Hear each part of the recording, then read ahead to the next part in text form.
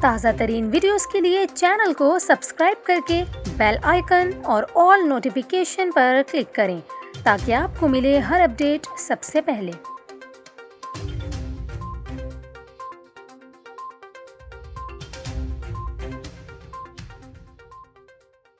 السلام علیکم ناظرین، ابھی آپ کو بتائیں کہ ماہرین موسمیات نے ملک میں سردی کا 52 سالہ ریکارڈ ٹوٹنے کا امکان ظاہر کر دیا ہے۔ ملک بھر میں 15 دسمبر سے سردی کی شدت میں اضافے کا سلسلہ شروع ہوگا اور سردی کی شدت اتنی زیادہ ہوگی کہ 52 سالہ ریکارڈ ٹوٹ سکتا ہے۔ ماہرین موسمیات کے مطابق 15 دسمبر سے سردی میں اضافے کا سلسلہ شروع ہو جائے گا اور 25 سے 26 دسمبر کے دوران سردی کی شدید لہر پاکستان میں داخل ہوگی، جس سے درجہ حرارت 1 یا 2 ڈگری یا -1 تا 2 تک گر سکتا ہے، جس کے نتیجے میں ملک میں 52 سال کا سردی کا ریکارڈ ٹوٹ سکتا ہے۔